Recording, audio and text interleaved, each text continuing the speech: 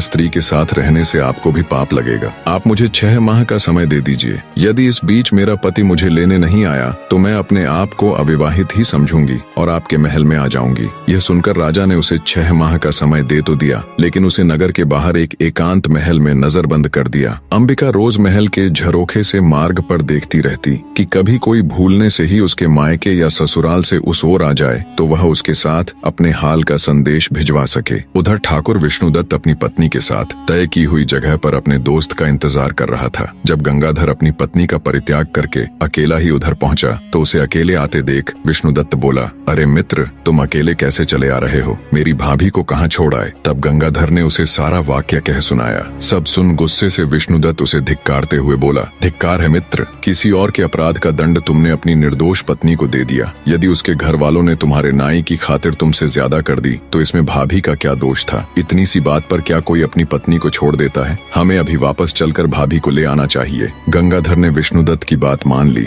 विष्णुदत्त ने अपनी पत्नी को पास ही एक गांव में ठहरा दिया और स्वयं गंगाधर के साथ उसकी पत्नी अंबिका को लाने के लिए निकल पड़ा। गंगाधर ने अपनी ससुराल में लोगों से पता किया तो उसे मालूम हुआ कि उसकी पत्नी अपने मायके नहीं पहुंची थी। ससुराल में ना जाकर वो वहीं से विष्णुदत्त के साथ अंबिका की तलाश में निकल पड़ा। ढूंढते ढूंढते वे दोनों भी उसी नगर में पहुंच गए। अंबिका ने जब महल के झरोखे से उन्हें आते देखा तो तुरंत उसने अपने पति को पहचान लिया और महल के सेवकों से कहकर उन्हें महल में बुला लिया। महल में पहुंचने पर विष्णुदत्त ने अंबिका को अपना परिचय दिया और कहा, भाभी, मेरे मित्र से गुस्से में आपको छोड़ने का अपराध हो गया। वह अपनी करनी पर शर्मिंदा है। अब आप भी बीती बातें भूल जाओ और हमारे साथ अपने घर चलो। गंगाधर ने भी अंबिका से माफी मांगी और चलने के लिए कहा। तब अंबिका ने उन दोनों को अपने साथ घटी सारी बातें विस्तार से बताई और कहा कि पहले हम दोनों को राजा के सामने जाकर उनसे आज्ञा लेनी होगी। वे दोनों राजा के सामने गए। अंबिका ने राजा से कहा कि महाराज, मेरे पति मुझे लेने के लिए आ गए हैं, इसलिए कृपया अब आप हमें जाने की इजाजत दे दीजिए। राजा ने भी अपने वचन का पालन करते हुए अंबिका को अपने पति के साथ जाने की अनुमति दे दी। वे तीनों वहां से निकल पड़े।